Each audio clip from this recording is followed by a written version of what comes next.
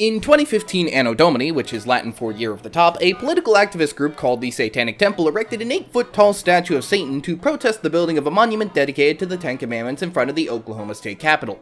I saw this and I didn't care, but I did wonder exactly why the devil is so associated with goats to begin with. Well, biblically in the Old Testament, there was an old Jewish practice of accusing one of their goats of all of their sins and sending it out into the desert to die, a literal scapegoat, if you will, but in regards to the devil, he's not described as being especially goat-like. And why does he have wings? And why do his arms look like that? And why does he have tits? I can't let it rest. So I spent at least several minutes combing through occult history, and this is what I found. Specifically, this creature here is known as Baphomet, and his earliest appearance came from the 1300s from a modded community known as the Catholic Church. To add some context, after the First Crusade, the Christian kingdoms of Europe successfully managed to conquer Jerusalem from the Muslims that were holding it, and Christians all over began to make pilgrimages to the holy site.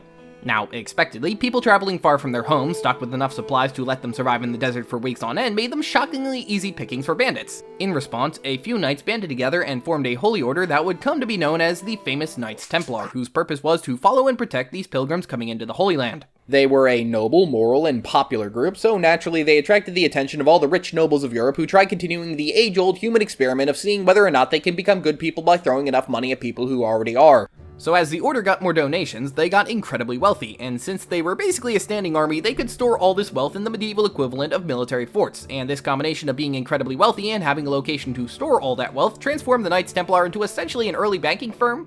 Long story short, in the late 1200s, a French king by the name of Philip IV owed the order a metric ton of money, and since this was the Middle Ages, the solution was to accuse them of heresy. He really didn't hold back either. He accused them of pissing on the cross, being homosexual, and crucially for our purposes, practicing idolatry. Of what, you ask? Oh, good question. We don't know. Most descriptions given during the trial were conflicting and given under torture, but generally the idea was that of a head on a stick. Some say a cat's head, some say a head with 3 faces, but generally the idol was referred to as Baphomet. The name was possibly, because these were crusaders, a bastardization in the name Muhammad, which I say for no other reason than it sounds like a fact somebody probably would react to very, very inappropriately. My favorite kind. This is the earliest mention we have of Baphomet, but as you might have noticed, there wasn't exactly a consistent depiction that came with him, and I don't even think they mentioned goats. So, how? Enter Eliphas Levi, who would later change his name to the Hebrew equivalent Eliphas Levi, making him one of the world's earliest Jews. He was born Catholic, but early in life decided to abandon Christianity in favor of... Well, I still can't figure that out. I mean, I've tried, but his book is 400 pages long, and the majority of them sound like this. The sacred word Malchuth, substituted for Kether, which is its Kabbalistic correspondent, and the balance of Geburah and the fuck... Look, his philosophy doesn't matter. What is important, though, is at the start of Ritual of Transcendental Magic, a section in his book Doctrine and Ritual of Transcendental Magic, we get this image of what Levi considers to be Baphomet. Here we see him with a large goat head, his arms pointing in opposite directions, complete with these large breasts. God, I hate the occult. You would think for a community that puts all their websites in dark mode, they wouldn't be so hard to read. The idea was to express balance in things, so sort of like a yin-yang, but harder to draw. And if you look closely, you can see how his character design is supposed to reflect this, with the whole arm thing, the 2 moons on either side, and the hermaphroditism.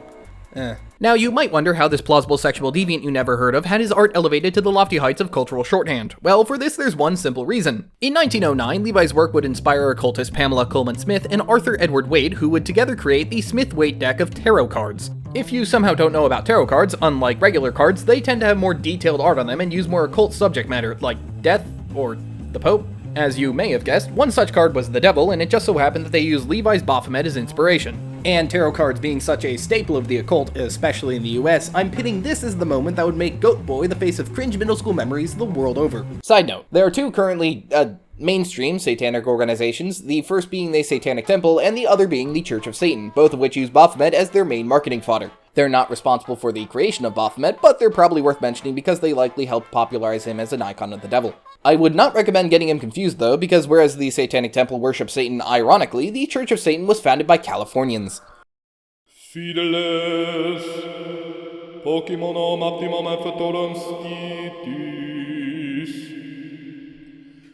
Wow.